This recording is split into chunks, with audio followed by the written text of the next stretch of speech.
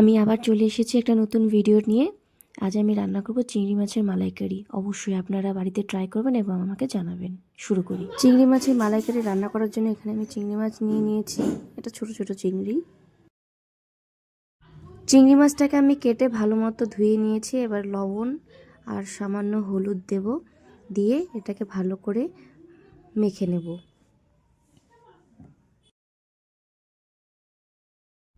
এবার আমি গ্যাসে কড়াই বসিয়ে দিয়ে তেল দিয়ে দিলাম। এবার তেলটাকে গরম হতে দেব।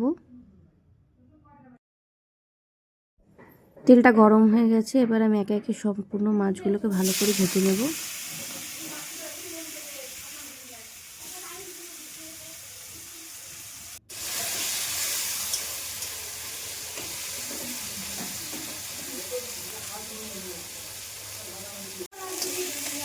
মাছটা ভাজা হয়ে গেছে।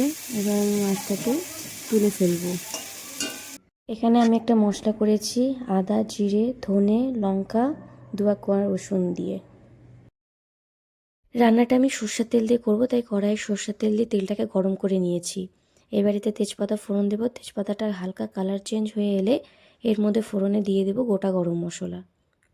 এবার গোটা গরম মশলা থেকে যখন সুন্দর একটা গন্ধ ছাড়তে শুরু করবে, তখন এতে আমরা দেব গোটা জিরে।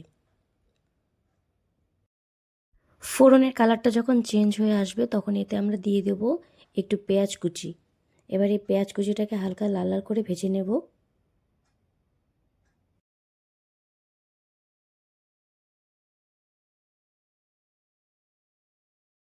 পেঁয়াজটা আমার লাল লাল করে ভাজা হয়ে গেছে। এখন আমি সে বেটে রাখা মশলাটা এর মধ্যে দিয়ে দেব। এবার আমি এতে দিয়ে দেব স্বাদ মতো অল্প নুন এবং পরিমাণ মতো হলুদ দিয়ে এবার এটাকে আমি সুন্দর করে কষিয়ে নেব।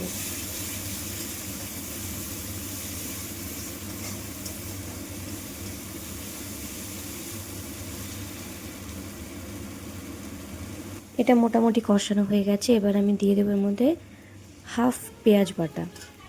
মিডিয়াম সাইজ হলে হাফ, ছোট সাইজ হলে একটা। পেঁয়াজ বাটা দিয়ে এটাকে আবার আমি সুন্দর করে কষিয়ে নেব তেল না ছাড়া পর্যন্ত।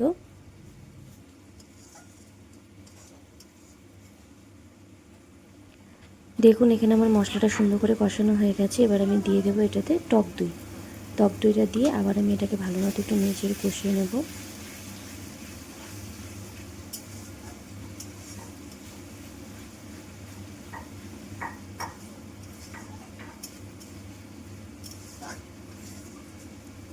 এবার আমি চলে যাব মালাইকারির একেবারে আসল উপকরণ নারকেল।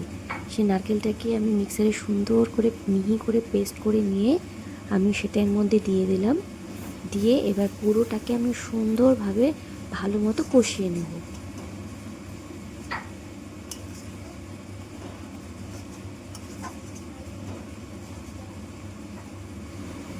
এখন আমি এতে দিয়ে দেবো স্বাদ মতো চিনি, দিয়ে এটাকে একটু ভালো করে নেড়ে চেড়ে নেব।